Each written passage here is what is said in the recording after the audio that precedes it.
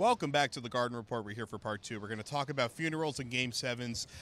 First off, did the funeral play here with the Celtics dressing in all black, especially the fact that they pretty much refused to acknowledge that it happened, although Jay Crowder did admit it at the very end after all was said and done.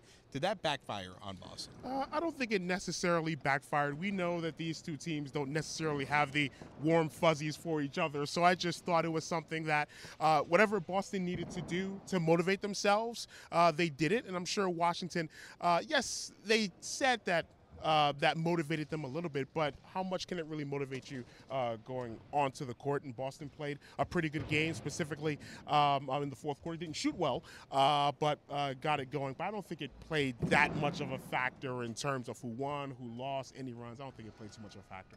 I mean, I was shocked that they just wouldn't own up to it. I thought that was the most ridiculous part. It was funny when they were playing coy before the game, but not really owning up to it after the game, after you lost. Kind of embarrassed yourself a little bit there. That was kind of surprising. And it's a good idea from the standpoint that you're trying to bait your opponent into being over-aggressive and playing with anger, and then hopefully that'll make them make mistakes. And I didn't think that really happened tonight. I thought Washington, just like with the last funeral game, which you were here for when that happened, they actually were able to kind of curate their anger and make them play harder, and it worked, and they didn't really get out of their comfort zone. Yeah, at least with the funeral game back in January, that was, after a few incidents between these two teams, going back to the year before with Bradley Beal and, Marcus Smart as well. So I don't think, again, played too much of a factor. It is a little bit embarrassing, but at the very least, you go back home, you have a Game 7. You won all 3 games at home in this series. You won the last home game against the Chicago Bulls in the first-round series, so there is much more of a comfort zone at home. So I think there's something that eventually just gets put in the back burner. All right, well, we got the most exciting thing in sports coming up, the Game 7 in Boston on Monday night. First off, who do you think is going to win that one? I thought that after Game 4 that there was going to be a plot twist. By plot twist, I mean I think a road team is going to win a game in this series. And now 2 more games, 2 more home wins, even though Boston was that close. I'm going to have to renege on that plot twist. I do think the Celtics eke out a Game 7 victory at TD Garden. Well, I predicted from the start a Game 7 win for the Celtics at home. Don't see any reason really to change it now, especially because the Wizards have a huge disparity in how they play at home versus the road. Absolutely. And the fact that the Celtics almost won it here, they're going to have that advantage at home. But, the funny thing, though, is that John Wall was the one that actually, he told me this after the game in Game 5, was that being at home, a big advantage is that the role players step up. Yes.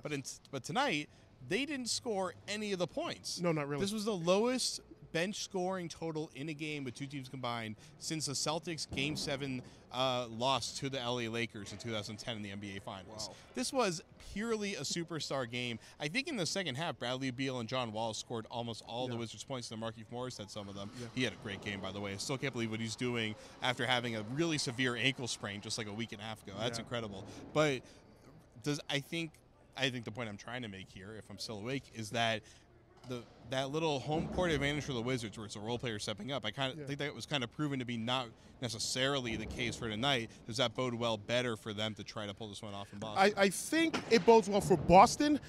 In the Game 6 that Washington played against Atlanta in the first-round series, their bench did not do that much in that series in Atlanta. Not much at all. And in Game 6, John Wall, if I remember correctly, played 43 out of 48 minutes in that game against Atlanta. They wanted to eliminate Atlanta before they got here for Game 7. You might see that again in Game 7 for Washington. John Wall may very well play 40-plus minutes in the game, and especially given that the bench players play is better here at home than on the road, and they didn't do too much here at home in Game number 6. Do not be surprised if you see Beal and Wall play 40-plus in Game 7, 40-plus minutes.